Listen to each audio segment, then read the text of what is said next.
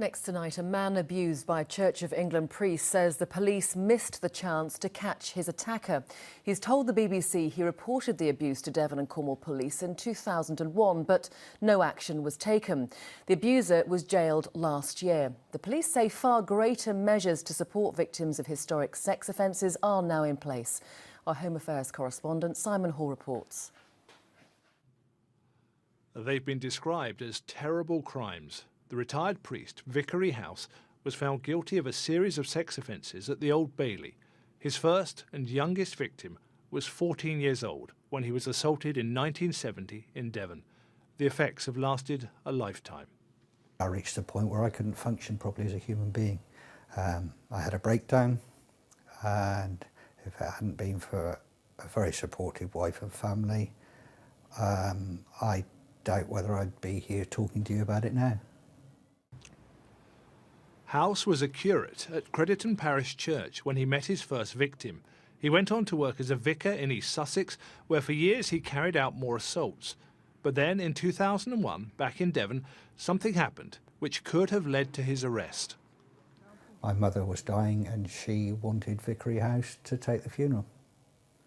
And I had a meltdown on the spot and can just remember being on the floor and screaming. I obviously had to tell my family then, because they were there, what had happened and why that wasn't appropriate. My mother never found that out. She died believing he was a man of God and could be trusted. I knew different. After my mother died, my wife and I went to the police and I made a statement detailing the 2 assaults that he'd made on me. What happened to that statement made here at Crediton Police Station 15 years ago is now under scrutiny. When House finally went on trial last year, the court heard about the statement, but was told that for reasons that remain unknown, nothing was done about it. The victim says he now intends to make a formal complaint.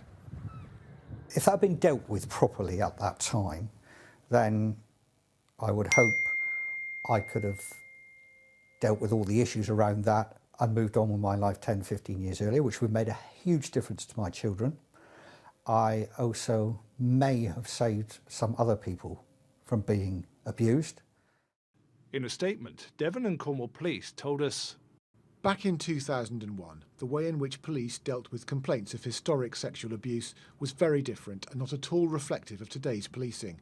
Should such an allegation be made now, the measures to support victims are far greater. The Bishop of Exeter asked if he could apologise in person to House's first victim.